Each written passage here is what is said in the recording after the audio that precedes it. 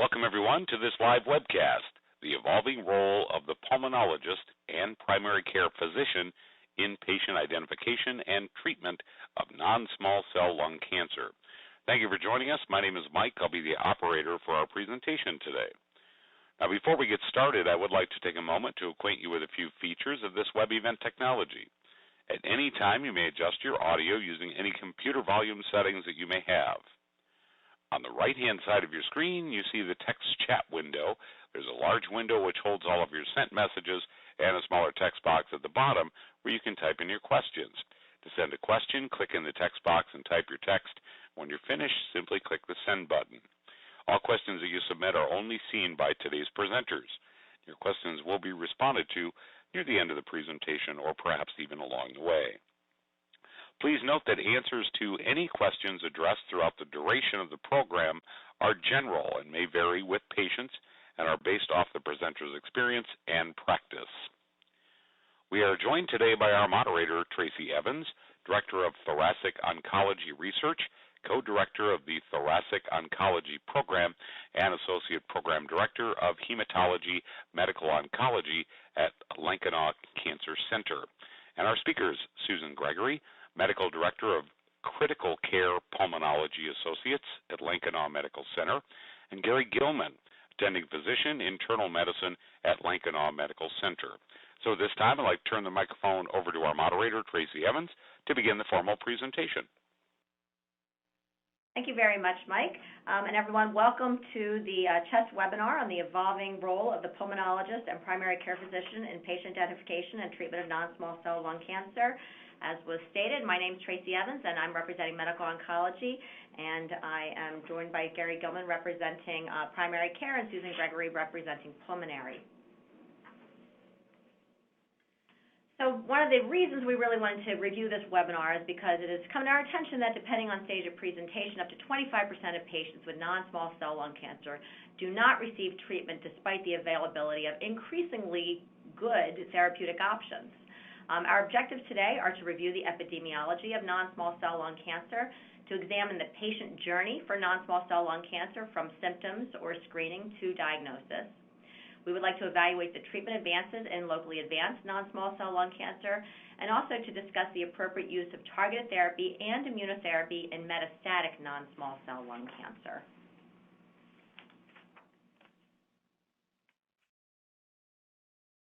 So within the United States, lung cancer is the second most commonly diagnosed cancer, and it is the leading cause of cancer death. Lung cancer accounts for, I need to yield, my turn to yield to Dr. Gilman, who is going to go over the epidemiology. Sorry about that. No problem. Thank you, Tracey. Thank you. In the U.S., in this day and age, over 140,000 people annually die from lung cancer. Now, lung cancer itself accounts for approximately 13% of all cancer diagnoses, but about 25% of all cancer deaths, which is more than all of breast, colorectal, and prostate cancer deaths combined. Lung cancer comprises different types, primarily non-small cell lung cancer and small cell lung cancer, but also lung carcinoid tumor, adenoid cystic carcinomas, lymphomas, and sarcomas. Now, it's important to know that early detection and diagnosis of lung cancer is important, as the 5-year survival rate for advanced lung cancer is poor. The overall 5-year survival rate for lung cancer between 2008 and 2014 was approximately 19% for all stages and approximately 5% for advanced lung cancer. Average overall survival in the International Association for the Study of Lung Cancer Global Database of patients receiving a diagnosis between 1999 and 2010 were as follows. The 5-year survival rate for stage 3A non-small cell lung cancer was about 36%. For stage 3B, the survival rate was about 26%, and for stage 3C, 13%. Now, when we're talking about stage 4A non-small cell lung cancer, the 5-year survival was about 10%, but once we get down to stage 4B, the 5-year survival was actually less than 1%. At this point, I would like to ask my colleague Susan Gregory a question. Susan is a pulmonologist. What can be done to potentially improve these numbers? Thanks, Gary. That leads into the next slide, which really talks about screening for lung cancer. So screening for lung cancer can help identify lung cancer at an early and potentially curable disease stage. Lung cancer screening may significantly reduce lung cancer mortality as well as all-cause mortality. The goal of screening is to increase early detection and intervention at a localized stage in high-risk populations, as most patients are asymptomatic at an early stage of lung cancer. Low-dose CAT scan is currently the only recommended screening modality for lung cancer based on clinical trials. Unfortunately, despite recommended screening in patients with a high risk of developing lung cancer, screening rates remain very low at approximately 4% of eligible patients. So, Gary, I would ask you, as a primary care physician, what is your process for referring patients for lung cancer screening, and then how do you follow up with them? So in my practice, what I like to do is initiate screening in the form of a low-dose CT scan, as you mentioned before, for those who meet the criteria.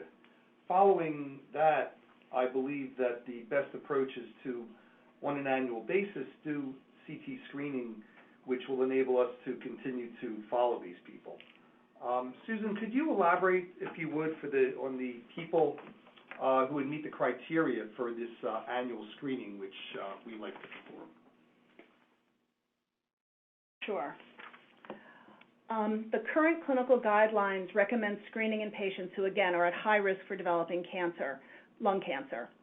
So that group is adults aged 55 to 75 years who also have a greater than or equal to 30-pack year smoking history and who are either current smokers or who have quit within the past 15 years. So that's the largest group.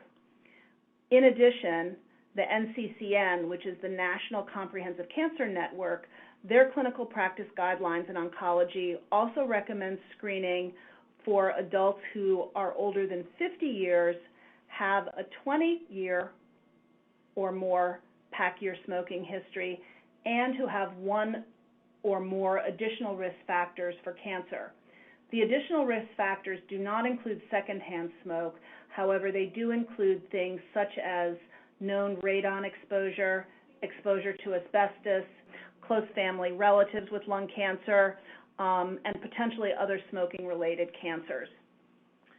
So, Gary, again, I would ask you as a primary care doctor, is this consistent with your approach to screening? Yes, it is, Susan. It is the approach that I take, and this is something which we've been doing, but unfortunately, as we can see, not enough of this has been taking place. So I would like to ask you the question, how often do you see patients, Susan, whose lung cancer was discovered through this basic routine screening that we are supposed to do? Truthfully, not so often. Ironically, I think this is just my own gestalt. I think that I've seen more lung cancers found through coronary artery calcium scoring CAT scans than I have through screening for lung cancer, and I think that, again, this is my gestalt, that the reason for that is because those right now are being done more often than the low-dose lung cancer screening scans. So to continue on, when we talk about early-stage non-small cell lung cancer, generally it is asymptomatic, and that's where the screening comes into play for those who do have the important risk factors.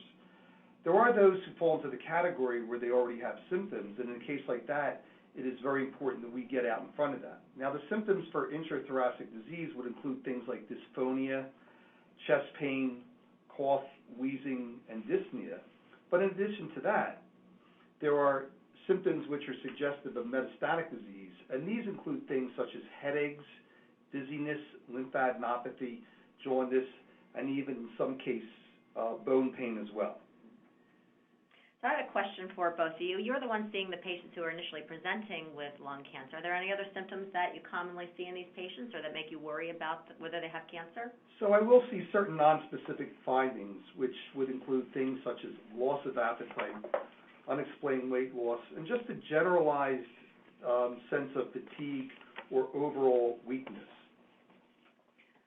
Tracey, I think for me as a pulmonologist, if I see, for example, a patient with COPD who has a sustained change in symptom, so, patients with COPD develop cough, intermittent worsening of their dyspnea, et cetera, but it's when it doesn't get better with the typical treatment, or certainly if somebody has a wheeze that's localized to one area of their lungs, that may represent an endobronchial lesion as opposed to diffuse wheezing that you may see in an exacerbation of COPD.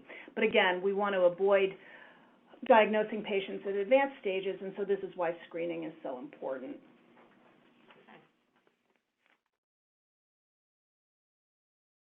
Just to summarize the patient journey, as we've spoken of already, for the asymptomatic patient who's at high risk, the general process is that they will present to the primary care physician, and it's incumbent upon us in primary care to do lung cancer screening in the form of a low-dose CAT scan.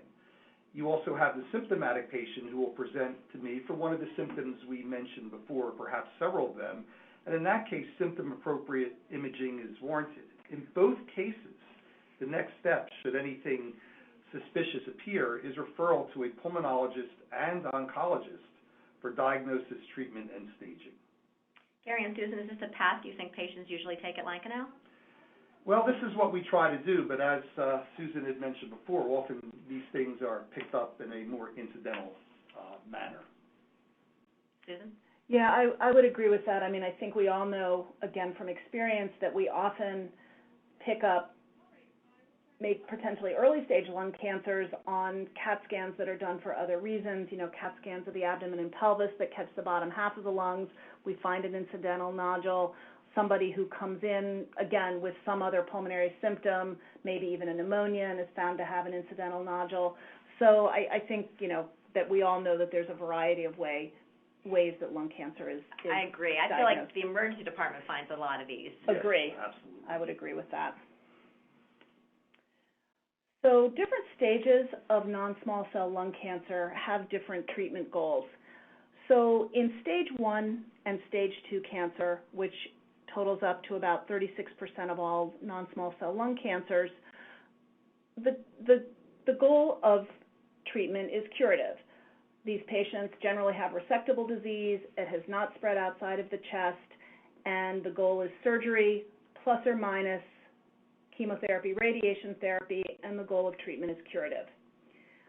I think what many people don't realize is that the goal of treatment of stage 3 lung cancer, which is about 24% of all non-small cell lung cancers, is also curative.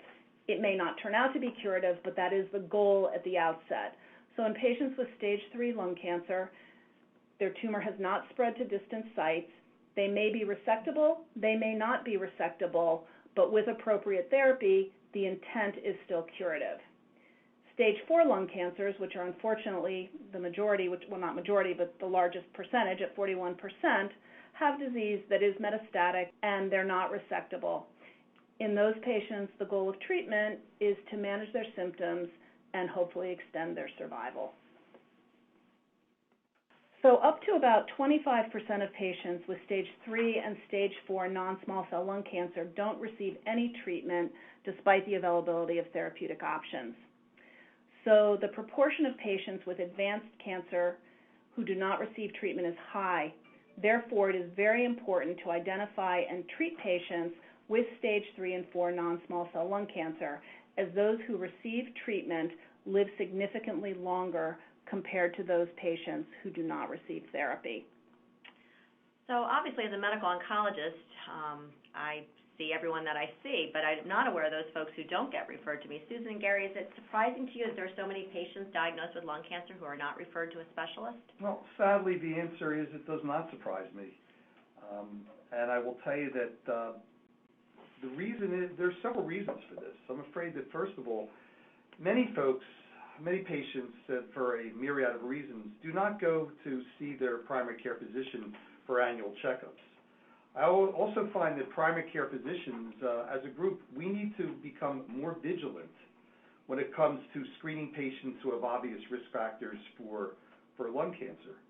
And then lastly, I will add that patients are often ill-informed regarding the benefits that treatment for lung cancer may offer, and at the same time, patients do remain very fearful of the side effects associated with traditional therapies. Susan, is this something which you found to be the case as well? Unfortunately, yes. I would agree with everything you said, mostly that I think that because as recently as 20 or 30 years ago, the treatment for lung cancer was harsh cytotoxic chemotherapy that was generally not very effective, and for good reason at the time, got a bad reputation. Things have changed a lot in the past even 10 years, and treatment is much more beneficial to patients. But I think that especially physicians who experience that with their patients, or maybe patients who experienced it with friends or family members, have such a negative idea about treating lung cancer at advanced stages that they choose not to do it. And it's important for us as primary care doctors and pulmonologists who are going to be referring patients to oncologists to explain that things have changed for the better and that treatment should be undertaken. Okay, thank you. Well, that's quite the setup for where I get to talk about what some of those advances are. There certainly has been a lot of therapeutic nihilism involved in the treatment of non-small cell lung cancer. And I'm going to start by talking about the evolving treatment landscape for stage 3 non-small cell lung cancer. Either the tumor is very large or it has spread to local lymph nodes or both. What it has not done is advance to the metastatic setting or stage 4 disease where there are distant metastases, and lung cancer has a tendency to go to the brain, bone, other parts of the lung, the liver, and the adrenal glands. The 5-year survival for stage 4 disease is only around 5%, but if we can catch it just a little bit earlier in stage 3, some of these patients achieve cure, and the 5-year survival is between 16 and 41%. So a much better survival if we catch these patients even just that much earlier. Unfortunately, about 1 out of 5 patients who present to a primary care doctor or a pulmonologist with stage 3 non-small cell lung cancer do not end up seeing an oncologist. They do not meet with other multidisciplinary team members, including the oncologist, for further care.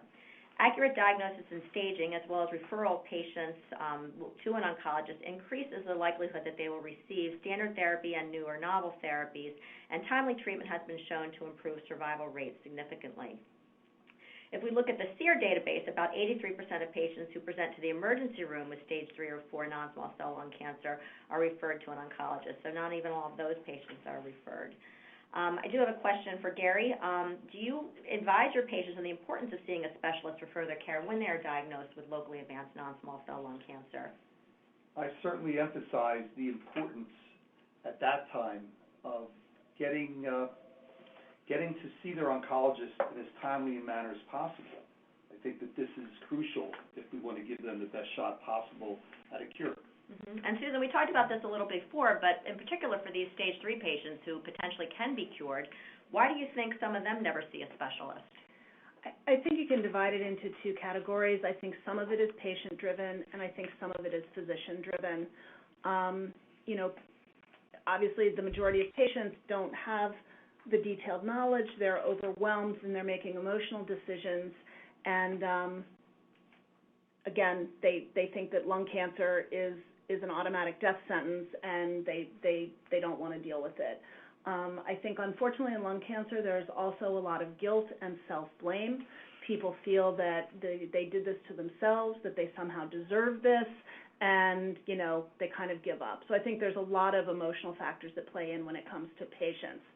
I think in terms of the physician-driven part, again, I think it is lung cancer treatment has changed so much in the past decade that I think it's been hard for people to keep up with, and I think lack of knowledge of the benefits of treatment maybe prevents other physicians from referring. I agree. The stigma to lung cancer definitely makes it more difficult for patients to seek treatment, and that stigma touches even the 20% of patients who were never smokers. It's not just the smokers who feel the stigma.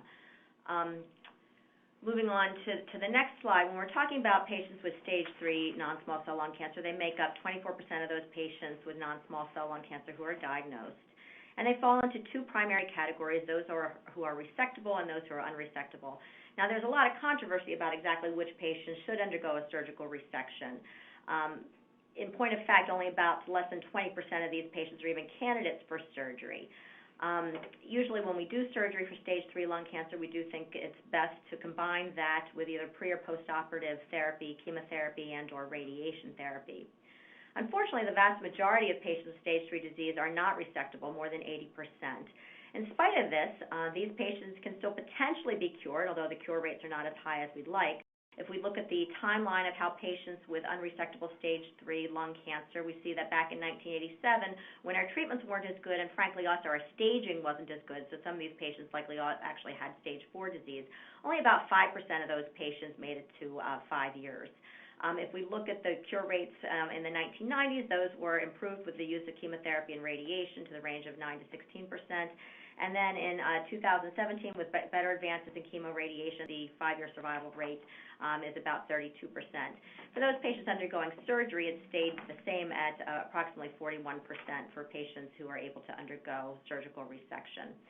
It is now within the guidelines that consolidation immunotherapy is recommended for all patients with unresectable stage 3 non-small cell lung cancer whose cancer has not progressed after treatment with 2 or more cycles of platinum-based chemotherapy in combination with radiation. And I know you've begun to elaborate on this. Our patients with stage 3 non-small cell lung cancer, and this is the kind of question that a primary care physician would want to know when they refer somebody to an oncologist, are these patients potentially curable even if their disease is deemed unresectable? Right. They are potentially curable. I think the cure rates are not very high, and the outcome for the majority of these patients is quite poor, even with our better treatments. But I think there is a lot of confusion, even especially sometimes amongst the surgeons. There's not a realization that even in the absence of surgery, these patients still can achieve cure and can survive their lung cancers. So what makes a cancer a cancer? There are a lot of different hallmarks of cancer, and this is a very famous slide that goes into all the different elements that a cancer needs. It needs uncontrolled growth. It needs to establish a vascular system. But mostly what we're going to talk about right now is the cancer needs to evade the immune system in order to continue to grow unchecked. How do cancers do this? One of the mechanisms is through the PD-1/PD-L1 pathway checkpoint. So tumor cells can express the PD-L1 ligand, and this interfaces with the receptor on the T cell, the PD-1 receptor, and this interaction therefore inhibits the T cell. So the T cell is blocked from functioning as an immune cell, and the tumor cells are free to grow unchecked. We also know for those patients who have progressed to metastatic non-small cell lung cancer, an element that's important here is biomarker testing, which we're also going to discuss. So there are a growing number of targeted agents for patients who present with metastatic non-small cell lung cancer who are found to have targetable mutations. Approximately 62% of patients diagnosed with non-small cell lung cancer will have molecular aberrations if they have adenocarcinoma, which is the most common histologic subtype. The most common molecular aberration is the KRAS mutation, which about 25% of patients have. The most common, what we call actual mutation, is the EGFR mutation, which is present in about 23% of patients with adenocarcinomas. And for these patients, there is a pill, in fact, there are many different pills that are available, that are superior to chemotherapy in terms of controlling the cancer. There are other subgroups of non-small cell lung cancer that also have oral agents, and those include ALK translocations, BRAF mutations, and ROS translocations. The MET exon 14 skipping mutation can also be targeted with a pill. And then the quite rare NTRK fusion, which is not unique to non-small cell lung cancer, also now has approved oral agents for treatment. 38% of the patients do not have an actual mutation or do not have a known molecular aberration. So, Tracey, I'm going to ask you a question. I think I know the answer to this, but in your experience as an oncologist, when patients come to see you, are patients aware that there are targeted treatment options available for stage 4 disease at the time of your initial meeting with them? You know, it's very interesting. But particularly recently with all the interest in immunotherapy, a lot of patients come in thinking that's what they want, even though targeted therapy is a better option and means that their cancer has a better prognosis. A lot of them come in hoping that they're going to get the immunotherapy agents that are advertised so heavily on TV. Right. And I think, don't you think a lot of people don't really understand the difference between targeted therapy versus immunotherapy, that to the lay person or even a lot of people who don't deal with lung cancer, that it's just the treatments are kind of lumped into one big category? Oh, absolutely. I think we've done a lot to make it as confusing as possible. Yeah. Because immunotherapy is in many ways, targeted because it's targeting that particular pathway, but it's not targeting what drives a particular tumor. It's just non-specifically using the immune system activation to go after the malignancy. Thanks. To that end, these are the current NCCN guidelines. They differ depending on the subtype of lung cancer that patients have. Broad biomarker profiling is indicated to help guide treatment decisions for patients with stage 4 non-small cell lung cancer. And the treatments differ depending on whether the patient is found to have an EGFR mutation or ALK or ROS1 or any of the other ones I mentioned. Technically, single-agent immunotherapy is approved for any patient with a PD-L1 of at least 1% with absence of a targetable mutation. And I think, Susan, what I was talking about a little bit earlier that is a little bit hard to understand is what is the difference between what we would call a marker and what PD-L1 expression means. So these targetable markers, these driver mutations, are changes in the DNA of the tumor that get cancer cells stuck in the on position, and that's why there is often a molecule that can shut down that signaling pathway and be effective at treating the cancer. These cancers with driver mutations can be targeted by inhibitors of those pathways. PD-L1 is different. It is not a mutation or a translocation within the DNA. It is a protein that is expressed on the surface of the tumor cell, and it is a way that tumor cells can interface with the T cells to evade the immune system. So tumor cells with a higher PD-L1 expression are more likely to be utilizing that immune evasion pathway in order to continue to grow and to avoid the T cells. Now, oftentimes, the presence of PD-L1 expression and these driver mutations overlap. So a tumor may have a marker, but also may express a high PD-L1. And then I guess I have a question, Susan, for you, because I know you deal with a lot of this marker testing. Do you think there's an appreciation amongst pulmonologists of the potential overlap between driver mutations and PD-L1 expression and what the meaning of this is? Mostly yes, but again, as I said before, I think that because this has been such a new area and it has changed so rapidly, I think that except for people who deal with lung cancer a lot, the difference between driver mutations and PD-L1 is truthfully, I think, not well solidified in the minds of a lot of pulmonologists who don't deal with lung cancer every day. And I think we'll talk about in a bit probably which is more important in terms of treatment, right? If somebody has both high PD-L1 expression and a driver mutation, which one sort of wins in terms of choosing treatment? And Gary, I know you've been sort of training up in this a bit, so your knowledge is more advanced at this point, but do you think the average primary care physician knows anything about these targetable mutations or PD-L1 expression? Truthfully, I think that our knowledge of that is minimal at best. All right. I mean, I think we're all learning that, but for the most part, we really don't know. But let me ask you a question. You've given us a lot of very useful information, Tracey, and that's obviously very helpful for us who are in medicine. But how do you actually talk to patients to let them know what their treatment options are? Right. Well, if they have a targetable mutation, it's pretty easy. It's pretty clear, and I will advance on the next slide on that question, and that is that the outcomes for targeted therapy for patients with a targetable mutation in their tumors are much better. So that is simple. They're anxious to get started on treatment, and it can take a couple of weeks to get the full panel results of the mutation analysis. As I had said before, that we want to review here too, that single-agent immunotherapy is an option for patients who have a PD-L1 expression of 1% or greater, but it really is recommended that if they have a targetable mutation, that's the agent they should go with first. And usually those are oral medications, whereas immunotherapy is given intravenously. So then I have a question for the two of you after I just said all that. Do you get to usually be part of these conversations when these things come up with oncology and they're presenting the different options? So let me just start by saying the one thing that I do as a primary care physician is I like to emphasize to my patients, again, that there are options beyond the traditional chemotherapy that has been used in the past. But in terms of discussing the nuts and bolts of this, I really leave it to my pulmonologist and oncology colleagues to do that. Even as a pulmonologist, I don't get into too much of the details because, again, because I'm usually in the position of giving patients the bad news that they have lung cancer, and generally, as we all know, is after I say that, people aren't hearing much else. And so I tend to keep it a fairly much of an overview. Often by the time I'm giving them their diagnosis, the testing those results aren't back yet. So I leave it open-ended and say that when I refer them to the oncologist, that there are many options that the oncologist will talk to them more in detail about. But I at least open up the topic.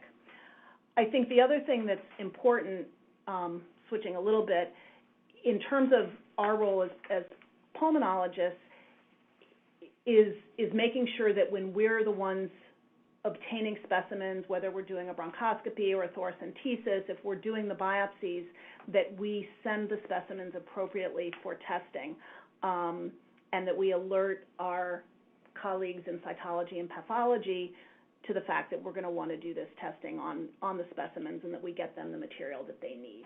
I feel like that's an important part of our role in all of this. How do you make sure you get enough material for all this testing?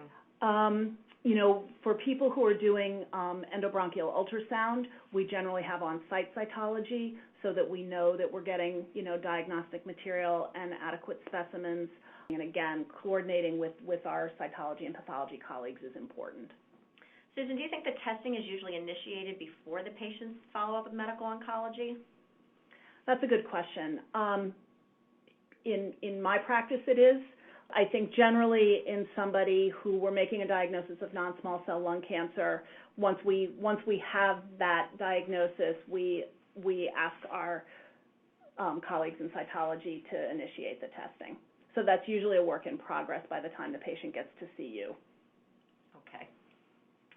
So as we were just talking about, timely biomarker testing leads to improvements in patient care. And if this is done initially on the first biopsy, then patients can avoid repeat procedures. If the initial sample collection is inadequate, then patients may need a repeat biopsy in order to do all the testing, and of course that introduces additional delay. Requesting those tests quickly can also shorten the delay, and having that information is really critical for patients to make informed treatment decisions. One of the ways we may be able to improve the timeliness and the accuracy of collection is to use blood-based assays. These actually look for circulating tumor DNA within the blood and can do a lot of the molecular testing and the translocation testing on that DNA in order to determine if patients are candidates for targeted therapy. Blood-based assays cannot determine PD-L1 status currently, however. So now we have what is our coordinated multidisciplinary approach, which is necessary to help ensure quality molecular testing. A patient presents to either their primary care physician or their pulmonologist, and they are diagnosed with lung cancer either through screening or through symptom-based radiology, and the sample collection needs to occur. This is either done by the pulmonologist at the time of bronchoscopy, or sometimes it's done by a surgeon or an interventional radiologist. And as Susan pointed out, you really need to have good communication in order to ensure that the correct material is collected and that there's enough of it. You have the pathologist who usually makes the initial diagnosis, and then in conjunction with the oncologist does the initial staging testing, which of course is important to determine whether or not a patient is potentially a candidate for surgery or chemotherapy and radiation for stage 3 disease, or whether they unfortunately have stage 4 disease. Comprehensive molecular testing is required for any patient with stage 4 disease. You have your anatomical pathologists who make the histologic diagnosis. Is it squamous? Is it a non-squamous? Which is important to what molecular profiles are ordered. But then you need your molecular pathology lab to actually do the determination of what the different molecular aberrations may be noted. And of course, this needs to be reported in a way that the medical oncologist can understand, and that actually is a whole other issue, that you need to report what the mutation is it truly actionable. The recommended cycle is less than or equal to 10 working days, and I can tell you that that is very difficult to achieve. A lot of the blood-based assays do come back in less than a week. Having a multidisciplinary care team can certainly improve the selection of material and the timeliness of sending, and I do think it's a good idea to have medical oncology involved early on, even before diagnosis, if it does look like a patient is likely to have advanced non-small cell lung cancer. So then a question for Gary and for Susan. So what do you think the roles are for the referring physicians in this already rather complicated process? Where do you see yourselves fitting into this? I really think that we have two roles.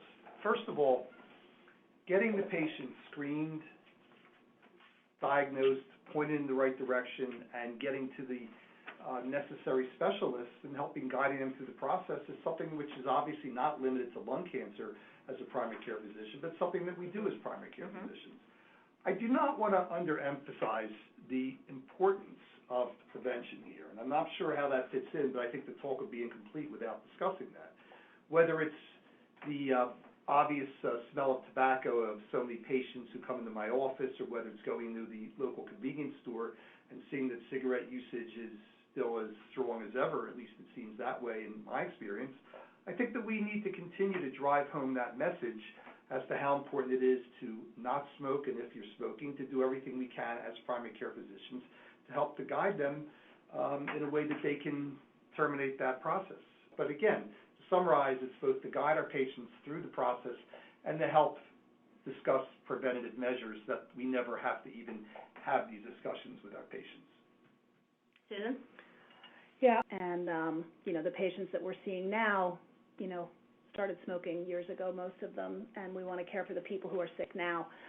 So I think that, again, from the primary care perspective and the pulmonologist perspective, because for the pulmonary doctors, many of these patients are people we've known for a long time because they've had smoking-related disease, they've had COPD, maybe pulmonary fibrosis, whatever.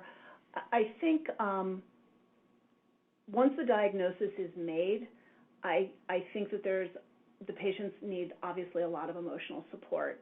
And I think it's important for us to encourage the patients who are reticent to move forward, to get them to the multidisciplinary team, to encourage them to go, to pull in their families, and again, to try to support them emotionally and get them through this so that the medical oncologists and radiation oncologists and surgeons, if able, can do the best they can for them, to try to help the patients not feel defeated. And, not that this all ends well. We all know that it doesn't. But I think that our role is to give people their best shot. I think those are both excellent answers. I would just like to point out there, too, that about 20% of patients diagnosed with non-small cell lung cancer are never smokers. Correct. So there will always be a population of patients who will get this diagnosis, regardless of how much we reduce the smoking epidemic. There's been a big reduction in lung cancer deaths thanks to smoking cessation efforts. So just to summarize what we've reviewed today, so we've talked about how, depending on stage of presentation, up to 25% of patients with non-small cell lung cancer do not receive any treatment. For patients who have stage 3 disease, they may or may not be surgical, but regardless, the intent of their treatment is cure. For patients with stage 4 non-small cell lung cancer, biomarker testing is critical in determining whether they are candidates for biomarker-driven treatments or what their candidacy is for single-agent immunotherapy or chemotherapy. And referral to an oncologist, this is tooting my own horn, certainly improves patient outcomes, and all patients diagnosed with non-small cell lung cancer should at least have a discussion with a medical oncologist, although I'm not going to say that necessarily everybody is appropriate for treatment. Certainly palliative care is also an important part of what we can provide for these patients. But the use of guideline-based treatment in non-small cell lung cancer is crucial for optimal patient outcomes. And just to conclude the formal part of the presentation, AstraZeneca is committed to conducting business with the highest standards of integrity and professionalism. If you have any comments that could improve the delivery of our promotional educational programs, please contact AstraZeneca at the phone number provided. And other than the question and answer session, this concludes the formal aspect of today's program. All right, very well. Let me jump in here very quickly and just remind all of our attendees to ask a question via the telephone. Simply press *# on your telephone keypad now if you are connected via the phone. Otherwise, as a reminder, text chat located on the right-hand side of your screen to submit a question. Type your question in the small text box at the bottom. When you're finished, click the send button. And with that, I'll turn things back over to our presentation team to begin to address any questions we've received to this point. I think the first question that came in sort of early on in the talk was, how do we know the numbers of patients who are not being treated for lung cancer? And that's a good question. It's like saying, how do we know who's not there? My understanding is that information is based on the SEER, which is SEER database, which stands for Surveillance, Epidemiology, and End Results Program, which is a retrospective study that involved close to 29,000 patients diagnosed with stage 3 or 4 non-small cell lung cancer between the years 2000 and 2005. So it's a little bit older data, but the data from the SEER Medicare database were utilized to identify the types of referrals to cancer specialists and various factors associated with referrals. So I think the 20% number is somewhat of an estimate, but it's there. We all know that there is a certain percentage of patients with advanced stage lung cancer who never see an oncologist. No, I agree with that, but lung cancer, in the other sense, has been a big success. The age-adjusted lung cancer death rates have gone down considerably, and we've had the biggest decline this year. We really haven't had much impact from screening yet, unfortunately, because we're not screening enough. But our treatments also are getting better, too, and that's led to better survival for patients who are living with lung cancer. So there have been some successes, and I agree. Unfortunately, we won't really know the vaping effects on cancer for a few decades, because that's when cells tend to go bad. Yeah. I would play devil's advocate. I agree with you in this country. Right. True. That's true. That's in the United States. I think worldwide deaths from lung cancer are increasing, especially in, places like India. Right. So I would agree with you in the United States. And of course, there's my personal pet peeve that women in the United States don't know that more women die of lung cancer in this country than die of breast cancer. Certainly, the push for breast cancer funding is much greater than it is for lung cancer. I do think that in primary care, just a simple conversation with every patient who smokes is something which does make a difference. The fact is that people do still listen to their doctors, and sometimes we can get a lot more mileage out of a simple conversation than one would realize. Actually, I have a question. Do you think the availability of CT screening makes patients more or less likely to quit smoking? I suspect it probably doesn't really make much of a difference at this point. What do you think, Susan? I think it's a double-edged sword. I think that some people, it gives some active smokers a sense of security that, now I can just get screened and I'll stop if something bad happens. Again, there's a lot of magical thinking because smoking doesn't just cause lung cancer. There are many other health reasons not to smoke, stroke, cardiovascular disease, bladder cancer, head and neck cancer, the list goes on. So, I think it depends on the person. I mean, we all know this, that some people are so addicted to nicotine that they will look for any reason to continue to do it, to sort of rationalize it in their own minds, because addiction to nicotine is not a rational thing. So people look for rational reasons to continue because they feel bad about it. Complicated. So I think we've addressed all the computer-based questions, but my understanding was we were also going to open up to some telephone-based questions, if there are any of those. Again, just a reminder for any attendee who's made a phone connection, if you'd like to ask a question, simply press *# on your phone's touchtone keypad at this point.